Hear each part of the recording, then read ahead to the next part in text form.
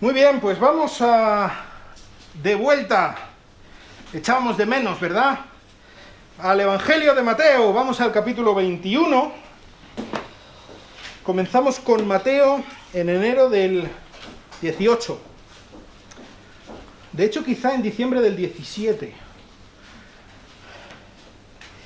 Con el capítulo 1 de Mateo. Así que llevamos ya un tiempito con él. Y hoy vamos a meternos al capítulo 21 del Evangelio de Mateo. Y el día de hoy es el día en el que todo cambia. El ministerio mesiánico de Jesús da un giro. Entra en una nueva fase, completamente diferente. Hasta ahora, recordáis, Jesús ha estado...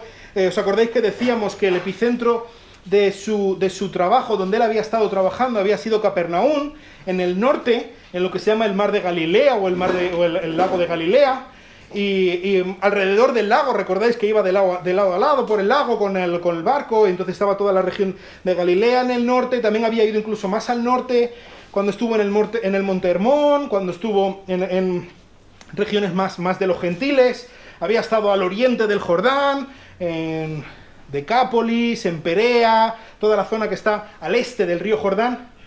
Pero recordáis que en el último capítulo Jesús cruzó el Jordán. Lo último que vimos es que pasaba por Jericó. Recordáis que había allí unos ciegos. Jesús, hijo de David, ten misericordia de mí, ¿recordáis?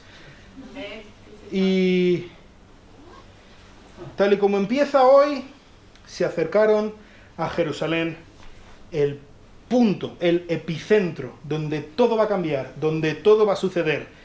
Y ese es el día al que nos enfrentamos hoy. Ha llegado la hora de la verdad, la hora de tomar una decisión. Y también con esta predicación comenzamos una serie que se llama el Rey Juez, y es en el que Jesús pone punto y final a las advertencias. Se han acabado las advertencias, se han acabado los avisos. Hasta aquí ha llegado el momento de la indecisión, porque a partir de ahora es la hora en la que tienes que tomar una decisión para vida o para muerte. No hay más, no hay grises, es o blanco o negro, o vida o muerte. Es tu decisión y son las consecuencias que tú vas a vivir por la decisión que vayas a tomar. Y este es un poco el sentimiento de Jesús al entrar en Jerusalén, no solamente como el rey que vamos a ver hoy, sino también como el juez que vamos a estar viendo a partir de ahora. Pero vamos a leer el capítulo 21 de Mateo, de los primeros 11 versículos de Mateo 21. Dice así: cuando se acercaron a Jerusalén y llegaron a Betfagé, junto al monte de los olivos, Jesús entonces envió a 2 discípulos, diciéndoles: id a la aldea que está enfrente de vosotros, es decir, a Betfagé, y enseguida encontraréis un asna atada y un pollino con ella, desatadla y traédmelos. Y si alguien os dice algo, decid: el Señor lo necesita, y enseguida lo enviará.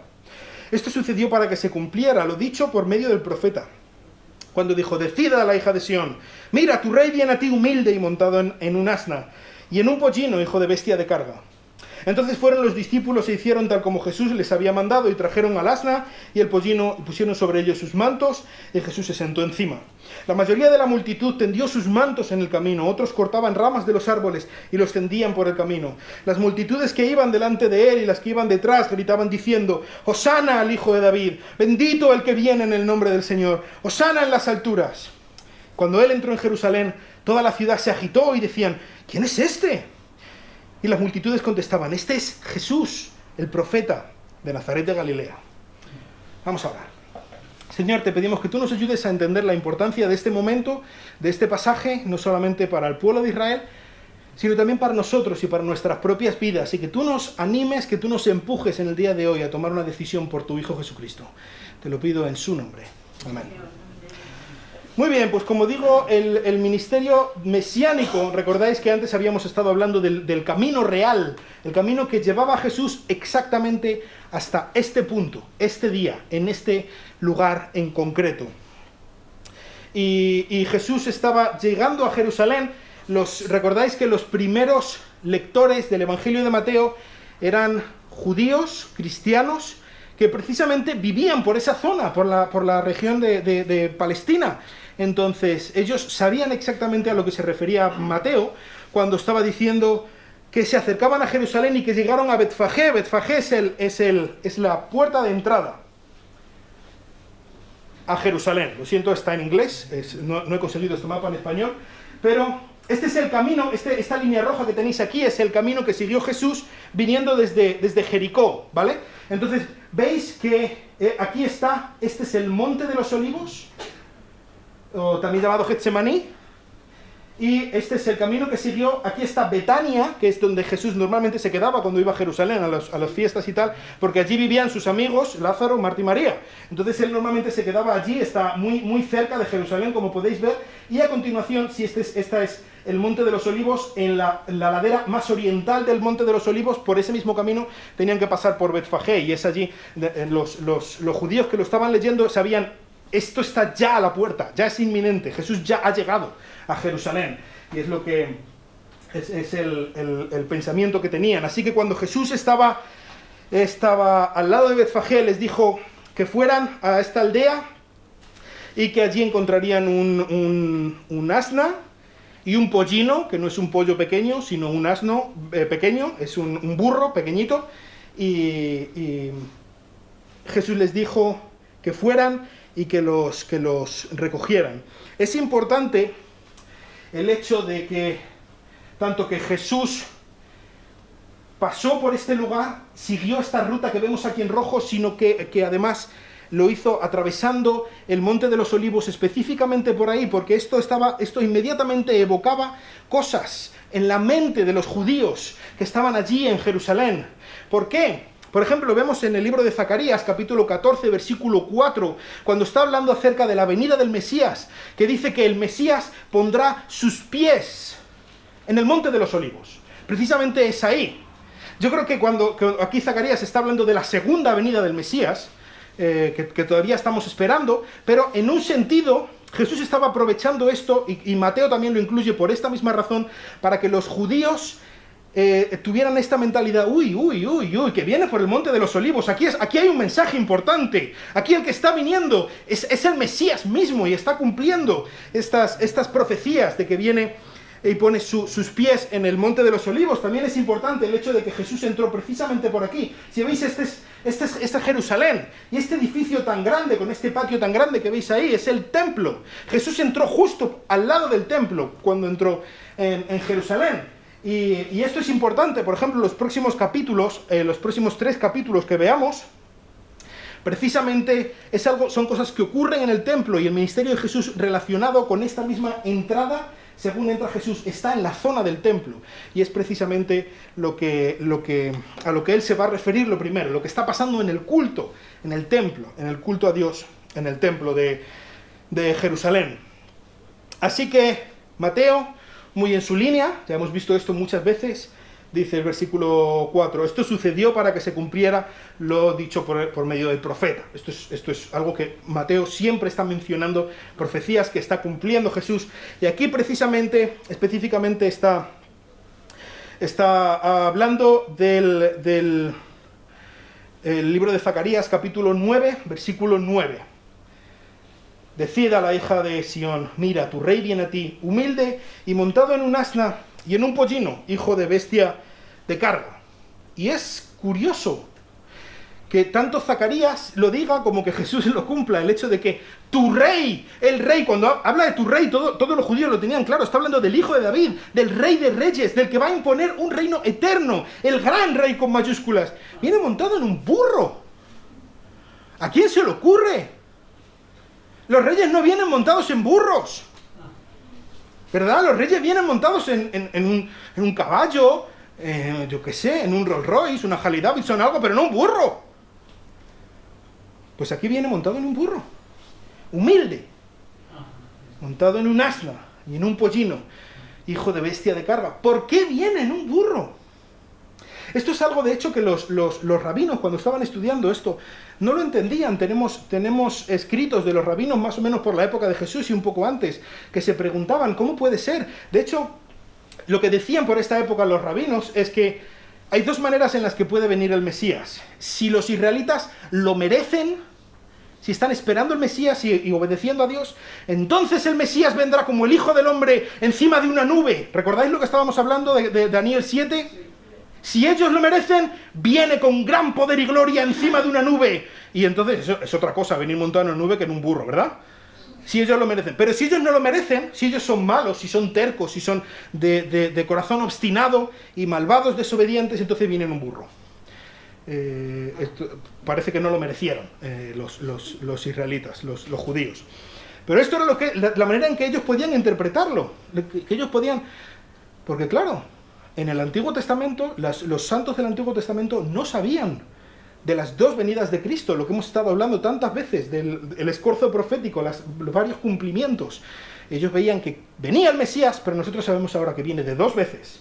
Y la primera vez viene montado en un burro. ¿Y qué significado tiene que venga montado en un burro? Un burro no es un animal de guerra, ¿verdad? Un burro es un animal de paz. Cuando viene un gran ejército, y el ejército de Alejandro Magno, que hemos estado hablando acerca de él, ¿verdad? Y la gran caballería que tenía el ejército de Alejandro Magno. ¿Alguien ha escuchado alguna vez el gran ejército y la gran burrería del ejército que viene a aplastar a sus enemigos? No, porque los burros no dan miedo, porque los burros no son animales de guerra, no son tan nobles como los caballos. ¿Para qué sirven los burros? Un burro sirve para servir. Si el burro no sirve, no sirve. Sirve para llevar carga. El burro tiene que ser fuerte para cargarle encima con cosas y que las lleve por sitios, por caminos que no puede ir nadie más. Ahí va el burro con su carga y la lleva a donde sea. Por cierto, no sé si será un poco la idea de por dónde va nuestro sentido del servicio hoy en día, que los burros están en peligro de extinción. Pero bueno. Un burro, este Mesías venía en un burro, los discípulos habían tendido sus mantos polvorientos de todo el camino que llevaban encima del burro para que sea una silla de montar, el burro, ¿verdad? Así que un burro con mantos polvorientos, de hecho una asna con su hijo, probablemente Jesús iba montado un tiempo en cada animal, no creo que fuera un pie en cada... Iría un tiempo en uno, otro tiempo en el pollino y otro tiempo en el asna. Y Jesús se sentó encima. Hay gente que piensa cuando Jesús que manda a los discípulos a Betfagé que vayan a buscar un burro. Jesús específicamente traza esta línea, este lugar por el que va a entrar a Jerusalén, por el Monte de los Olivos, pasando por Betfagé para entrar en el templo y todo esto que Jesús estaba de alguna manera ideando, manipulando las circunstancias para poder cumplir las profecías de una manera artificial. Y en este sentido puede ser que tengan un punto. Porque es verdad que Jesús decidió la ruta. Pero esta idea de que Jesús intentó manipular las circunstancias para cumplir las profecías, para decir, aquí soy yo el Mesías, cuando no lo era, simplemente estaba engañando a la gente por medio de cumplir artificialmente profecías. Yo me pregunto, por ejemplo, ¿de qué manera Jesús pudo manipular su nacimiento en Belén? ¿De qué manera alguien puede decidir dónde nace? No se puede. ¿De qué manera Jesús puede manipular su propia ascendencia para ser hijo de David, de la línea real, por medio de José? No se puede manipular esto, ¿verdad? ¿De qué manera Jesús, cuando era un bebé, pudo manipular el hecho de que le quisiera matar Herodes y entonces su padre, por medio de la visitación de un ángel, se fue a Egipto para cumplir más profecías? Hay docenas de profecías que Jesús no pudo manipular para cumplir. Es verdad que Jesús decidió esto del burro.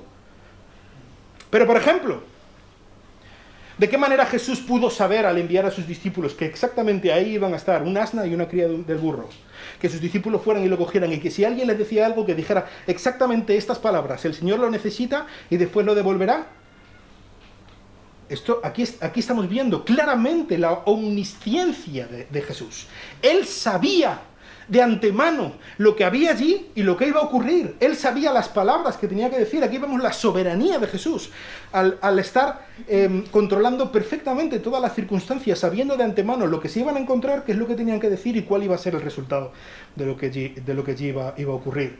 Así que es verdad que Jesús decidió todo esto, pero es verdad que vemos por todas partes pruebas de que Jesús es realmente el Mesías, el Dios, el que tenía que venir. Entonces, Jesús allí iba montado en un burro. Un animal de paz, un animal humilde, un animal que ya mostraba claramente un mensaje. Vamos a hablar un poco más acerca de esto.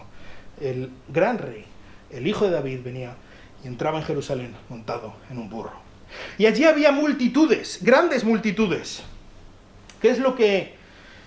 Vamos a ver un poco qué es lo que decían las multitudes y qué es lo que hacían las multitudes. Al revés, primero qué es lo que hacían y qué es lo que decían después. Para ver un poco cuál era el mensaje, qué es lo que ellos estaban captando, qué estaba ocurriendo en medio de esta celebración de entrada de Jesús en Jerusalén. Por una parte lo que hacían, ¿qué estaban haciendo las multitudes? Vemos que ellos estaban cogiendo ramas y tendiéndolas y con sus propios mantos pavimentando el paso de Jesús. Y esto, hay dos cosas que evoca dentro de los judíos, dos maneras en las que los que estaban allí habían vivido eso ya.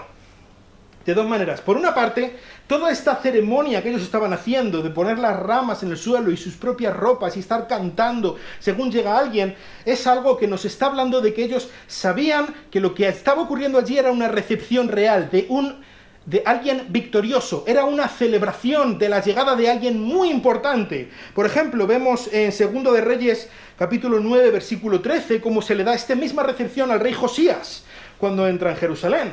También vemos, hemos estado hablando de la rebelión de los macabeos contra Antíoco Epífanes, ¿recordáis? Pues en el libro de Primero de Macabeos se nos habla. Dice el capítulo 13, versículo 51 de Primero de Macabeos: entraron con alabanza y ramas de palma, con arpas y címbalos, con himnos y canciones, porque un gran enemigo había sido derrotado y echado de Israel. El Antíoco Epífanes habían logrado expulsar al malvado Antíoco. Entonces, lo que estaban allí celebrando ya se había hecho antes. Y era una recepción, estaban recibiendo, celebrando la llegada de Jesús, como el rey, como el general victorioso. Pero había otra manera también en la que los judíos sabían exactamente qué es lo que estaba ocurriendo allí. Y es que esto de cortar ramas y agitarlas y tenderlas al paso es algo que ellos hacían todos los años. De hecho, lo siguen haciendo hoy en día, en el festival que llaman de Sukkot, de los tabernáculos. ¿Qué es lo que se celebra en este festival? El hecho de que los judíos estuvieron durante 40 años en el desierto, dependiendo absolutamente de la providencia de Dios para que les diera la comida, para que les protegiera, que les diera de beber, que no se gastara su ropa, y Dios les protegió y les cuidó durante esos 40 años en el desierto, y no solo eso, sino que les llevó, les introdujo en la tierra que les había prometido. Así que cuando ellos celebran el festival de Sukkot, de los tabernáculos, están diciendo: confiamos en el Dios que nos cuida y nos protege hasta que nos introduzca en la tierra que Él nos ha prometido. Que en medio de todo esto, obviamente estaban pensando en el reino mesiánico del Señor, en el reino de Dios en la tierra de una manera física. Y esto es a lo que ellos se estaban refiriendo. De hecho, ellos cuando agitan, y lo siguen haciendo hoy en día, las ramas en este festival, las llaman lulav. Cuando ellos agitan los lulavim, ellos están reconociendo o están declarando la presencia de Dios en medio de ellos por medio de agitar estas ramas. Fijaos qué poderoso el mensaje que ellos estaban enviando, no solamente declarando a Jesús como el que los iba a cuidar hasta introducirlos en el reino de Dios, sino además como el que representaba la presencia misma de Dios en la tierra, allí en ese día. Es un mensaje poderoso el que ellos estaban lanzando por medio de todo esto, ¿verdad? Y ellos estaban cantando, dice aquí: Hosana al hijo de David, versículo 9. Bendito el que viene en el nombre del Señor. Durante el tiempo del festival de Sukkot, de los tabernáculos, ellos entonaban lo que se llaman los salmos Halel. Y estos salmos, lo que son del 113 al 118. Específicamente aquí vemos uno de ellos, uno de estos salmos que ellos entonaban, el 118. En el versículo 25 y 26 son los que tenemos aquí. Lo primero que dicen: Hosana, Hoshiana en el hebreo. Hoshiana significa salva ahora. Por favor, sálvanos, es lo que significa literalmente. Es un grito de auxilio. Señor, sálvanos ahora, necesitamos tu salvación. Y esto es lo que ellos estaban cantando a la llegada de Jesús. Es muy curioso, por una parte, porque este Hoshia es la raíz que significa salva. Esta misma raíz está presente en el nombre de la persona que estaba entrando montada en un burro. Yeshua, salvación de Dios. De alguna manera era la misma palabra que ellos estaban aclamando a Jesús por su nombre. Jesús significa salvación del Señor, o el Señor salva. Por lo tanto, ellos le estaban diciendo, haz honor a tu nombre y sálvanos, y sálvanos. De alguna manera, a lo largo del tiempo, también por entonar en los festivales de los tabernáculos este salmo, había llegado a convertirse este Hosana, en un grito de alabanza, de adoración a Dios, reconociendo la fidelidad de Dios, que el que ha prometido que les va a salvar y que les va a enviar el Mesías, que les va a dar el reino mesiánico y todas las promesas que Él les ha dado, las va a cumplir. Por lo tanto, adoran al Dios justo, al Dios que promete y el Dios que cumple. Así que ellos estaban expresando esta adoración a Dios porque había enviado al Rey. Hosana al Hijo de David. Estaban reconociendo que Jesús es el Hijo de David, el que cumple las promesas hechas a David, de que un descendiente suyo sería el que se sentaría en el trono de Jerusalén para siempre, el que gobernaría en un reino eterno sobre Israel y las naciones. Y eso es lo que estaban reconociendo de Jesús. Tú eres este que cumple. Bendito el que viene en el nombre del Señor. ¿Qué es lo que significa esto? Bendito seas tú, que eres el que viene en el nombre del Señor. Bendito seas tú, que eres el que se nos ha prometido. Dios mismo lo ha prometido. Eres el ungido de Dios y eres el que viene. Porque Dios que ha prometido, Dios lo va a cumplir. Y aquí lo vemos el cumplimiento, porque tú estás entrando en Jerusalén. Hosana en las alturas, esta vez dirigiéndose a Dios el Padre. Señor, sálvanos por medio de este que viene montado en el burro. Así que aquí vemos como lo que realmente están diciendo las multitudes es algo así, podríamos resumirlo como un ¡viva el Rey! Eso es lo que estaban diciendo. Tanto tiempo hemos esperado al Rey, tanto tiempo hemos esperado al que cumpla las promesas, tanto tiempo hemos estado anhelando que llegue este momento y aquí estás tú. El Mesías, el Rey, entrando, cumpliendo profecías. Este es el día en el que tenemos la salvación de nuestro pueblo, la salvación y el cumplimiento de todas las promesas que Dios nos ha hecho. Así que vamos a entonar estos cantos de alabanza a Dios. Vamos a agitar nuestras ramas y vamos a declarar que este hombre es el Hijo de David, el Rey. Desde luego es potente el mensaje que ellos estaban enviando, ¿no? La multitud que estaba allí. Parecía que al menos algo habían captado. Pero recordáis que algo que habían captado es un poco como lo que los discípulos llevan captando, más o menos, desde el principio. ¿Recordáis cuáles han sido las grandes lecciones que Jesús les ha dado en los capítulos anteriores a sus discípulos? Vosotros decís que yo soy el Hijo de Dios. Y lo decís muy bien, pero ahora lo que tenéis que aprender es a qué ha venido. ¿Qué ha venido a hacer el Hijo de Dios? Y el hecho de que Jesús viniera montado en un burro envía un mensaje potente en el sentido de que el Hijo del Hombre no ha venido a ser servido, sino a servir. Y a dar su vida en rescate por muchos. Y sabes, el Hijo del Hombre sí que volverá, volverá en las nubes del cielo, volverá en un caballo blanco, volverá a instaurar su reino eterno, volverá a poner fin a todos los reinos de este mundo, a acabar con los ejércitos que se levantan contra el Señor, volverá a rescatar a Israel, volverá a ser el gran rey sobre todo el mundo, volverá y cumplirá todas las promesas que faltan por cumplir, volverá y lo hará, pero en ese momento el rey se presentaba como el rey siervo, no como el gran Señor que viene a arrasar a todos los enemigos, sino como el sacrificio, como el Cordero de Dios, que viene a ser inmolado, a ser sacrificado. De hecho, en este mismo Salmo, el 118, los primeros versículos se citan bastante en el Nuevo Testamento. La piedra que ha sido desechada por los edificadores, ha venido a ser la cabeza del ángulo. Eso es precisamente lo que estaba ocurriendo en ese momento. Ellos estaban declarando a Jesús como el Mesías, como el Rey, como el Señor, pero no sabían qué es lo que eso significaba. De hecho, prueba de ello es que esta misma multitud que en este momento estaban gritando, Hosanna, Hosiana, sálvanos, Señor, bendito el que viene en el nombre del Señor.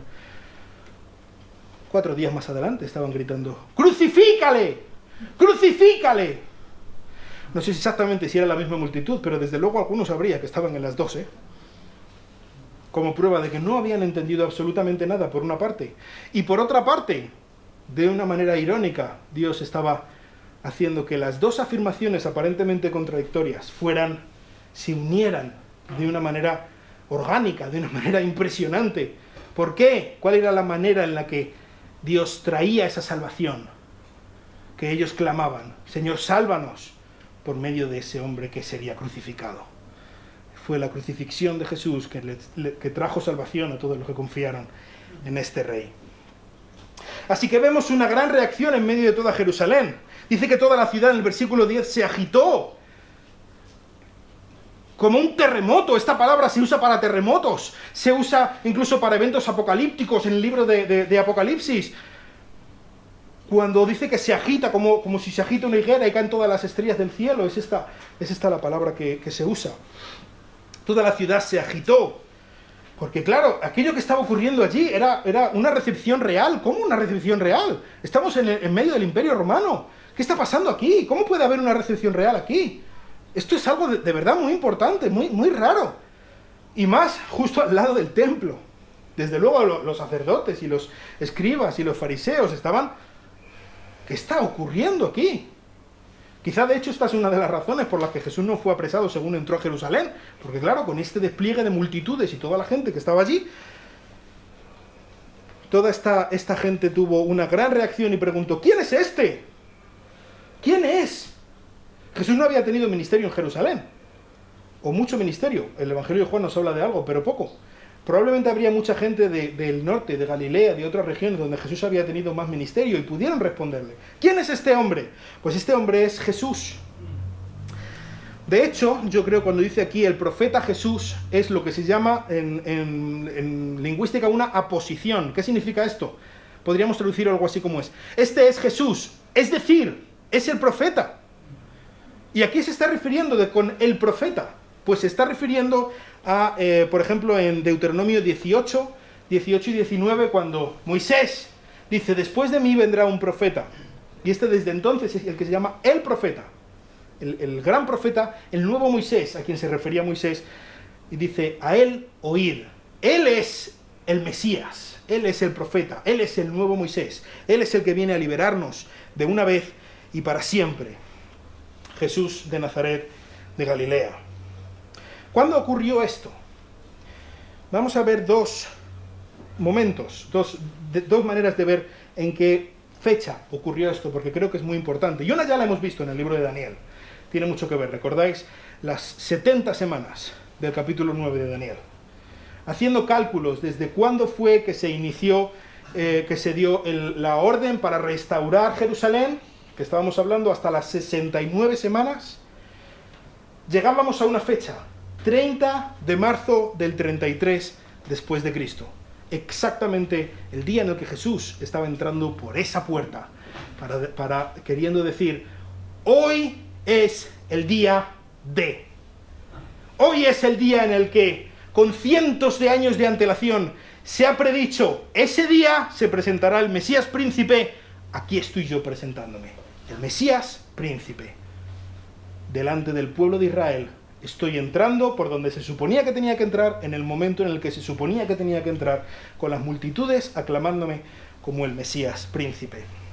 Así que Jesús será presentado precisamente en ese día, y esto lo podemos ver claramente. Ya vimos este versículo cuando hablamos de Daniel capítulo 9, en Lucas capítulo 19, versículo 42, Lucas 19, 42, Jesús, este mismo día, diciendo, si tú también hubieras sabido en este día lo que conduce a la paz, hablando a Jerusalén, pero ahora está oculto a tus ojos.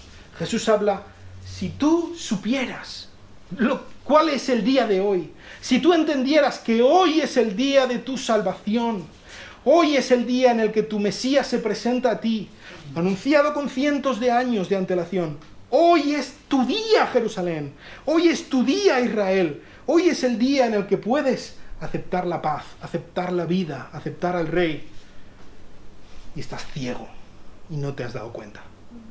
Ha pasado de ti de largo. 30 de marzo del 33 después de Cristo. Pero también hay otra manera en que podemos ver qué día era ese. Y es que ese día era el 10 del mes de Nisán, según el calendario judío. ¿Qué ocurría en este día? Este era el día en el que los padres de familia, de cada familia, escogían a un cordero. El cordero tenía que ser perfecto. No tenía que tener ningún hueso roto. Tenía que ser cordero absolutamente impoluto. Y tenían 4 días para vivir. Ese cordero vivía con ellos, con la familia. Y durante este tiempo ellos tenían la posibilidad de reconocer si realmente este cordero era perfecto o no. Porque si tenía alguna mancha, alguna tacha, algún hueso roto, algo descoyuntado, no valía. Entonces ellos tenían tiempo para comprobar que el cordero realmente era el cordero perfecto para ser sacrificado el día 14, 4 días después del mes de Nisán. Así que, ¿qué es lo que estaba diciendo Jesús ese día? Aquí estoy. No soy solamente vuestro rey, además soy el cordero perfecto de Dios. Y hoy me presento delante de la casa de Israel como el cordero que puede libraros, que puede salvaros de la esclavitud de vuestros pecados. Soy el gran cordero. Miradme y ver si soy realmente el cordero kosher enviado por Dios. Y tenéis 4 días para comprobarlo. Y allí estuvo Jesús esos 4 días en Jerusalén, para que ellos pudieran comprobar si realmente Él es el Cordero perfecto de Dios o no lo es. Jesús fue sacrificado. Y sabes, Jesús fue sacrificado exactamente el mismo día en el que en el templo se sacrifica el Cordero de la Pascua. El día 15 del mes de Nisán a las 3 de la tarde. Fue el momento en el que Jesús fue crucificado, fue sacrificado. Entonces, Jesús estaba presentándose como el Cordero perfecto, el Cordero Salvador, el que quita el pecado de su pueblo. ¿De qué maneras podemos aplicar este mensaje que estaba mandando Jesús y que estaban de alguna manera captando los judíos que estaban allí celebrando la llegada del Rey? Pues por una parte me parece muy interesante el hecho de que Jesús mandara a los discípulos en Betfagé a que fueran específicamente por esos 2 burros, y sobre todo lo que les dice. Les dice, si alguien os dice algo, en el versículo 3, decid, el Señor los necesita y enseguida los enviará. Esta palabra Señor puede tener varios significados. Muchas veces lo traducimos como Dios, ¿no? El Señor, Dios. Creo que este no es el significado que tiene aquí. Creo que no estás sencillamente, entre comillas, diciendo Dios los necesita y los va a devolver, sino el Señor en el sentido de el dueño, el propietario de estos burros, los necesita. Y esto es algo muy, muy interesante, porque Jesús era el dueño legítimo de esos burros, y como dueño legítimo de esos burros, porque Él es el creador de esos burros y por lo tanto tiene todo el derecho del mundo a usarlos como le venga en gana para sus propósitos, Jesús lo que está diciendo es, yo soy el dueño, yo uso esos burros. Y si alguien nos dice algo, decirles, oye, el dueño los necesita, o sea que tú a callar, tú aquí ni pinchas ni cortas en esto, si el dueño dice, pues ya está.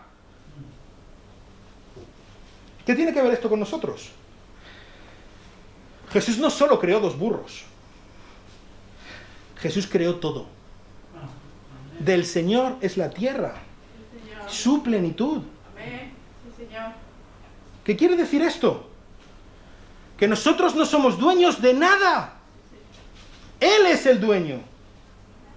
Él es el dueño de nuestra casa, no nosotros.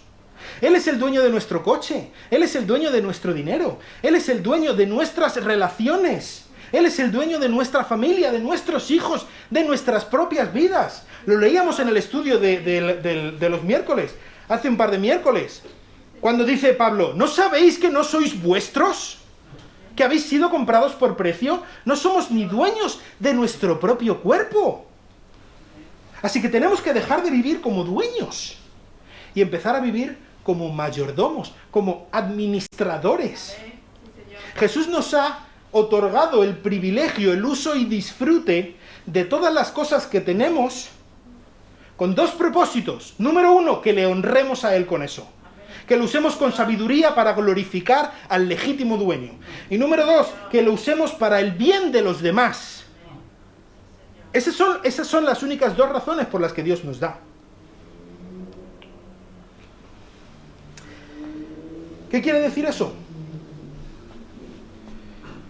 Quiere decir que cuando nosotros estamos utilizando lo nuestro, porque es mío, cuando estoy utilizando mi dinero para usarlo de una manera tonta, para malgastarlo, para hacer inversiones estúpidas, para meterme en deudas que no tengo que meterme, estoy deshonrando al dueño y estoy en un sentido dando un golpe de estado al legítimo dueño, usurpando su autoridad.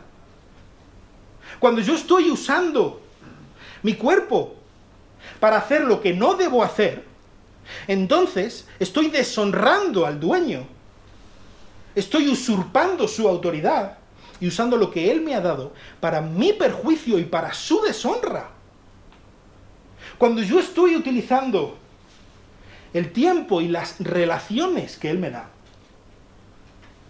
si yo tengo alguna relación que está deshonrando a Dios mismo con esta relación, estoy yendo en contra de Dios, estoy atentando contra su misma autoridad, contra el hecho de que yo le pertenezco a Él y poniéndome a mí mismo en el gobierno de mi vida, intentando dar un golpe de estado a Dios mismo. No estamos hablando de cualquier cosa, ¿eh? Es algo muy serio lo que está aquí, el mensaje que estamos viendo aquí. Jesús es el dueño de nuestras vidas y de todo lo que tenemos. Y esto es algo que tenemos que pensar en cada decisión que tomamos, en cada inversión que damos, en cada relación.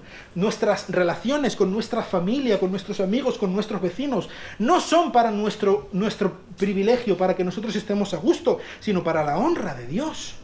Y así debe ser como lo pensemos. Cuando, por ejemplo, es que me da vergüenza hablar de Dios. Sí, a veces nos da vergüenza hablar de Dios. Pero sabes, esa relación Dios te la ha dado para que tú hables de Él con esa relación. Y si no lo estás haciendo, estás deshonrando a Dios y yendo en contra de Él. Eso por una parte, y por otra parte podemos ver lo que estaban diciendo y lo que estaban haciendo esta gente. La multitud estaba gritando, ¡sálvanos, Señor! ¡Sálvanos! Había mucha gente en Jerusalén que no se estaba enterando de nada y decía, ¿pero quién es este? ¿Qué es que tanto alboroto? ¿A qué viene? Y a mí me gustaría preguntarte en esta mañana, ¿a qué lado de la multitud estás tú?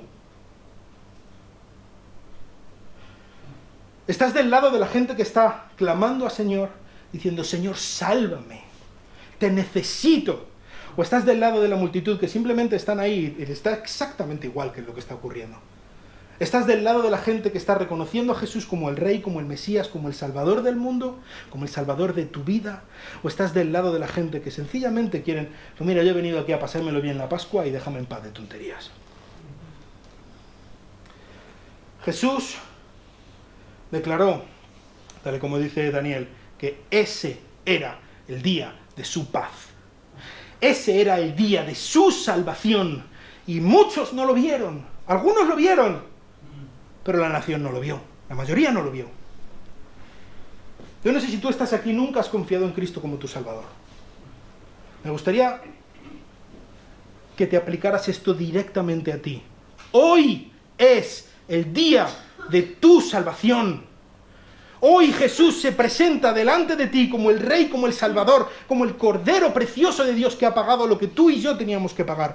Hoy es el día de tu salvación. Confía en Él hoy, con todo tu corazón, con todo lo que eres. ¿Sabes? Mañana puede ser el día de tu perdición. No esperes a mañana. Esta semana nos hemos enterado de una noticia terrible. Una chica de 19 años que conozco de toda la vida, que ha perdido la vida en un accidente de tráfico, ¿y quién no te dice que mañana seas tú? Hoy es el día de tu salvación. Confía en Cristo. Y me gustaría decirte algo más. Si tú has confiado en Cristo como tu Salvador, hoy es el día de tu salvación.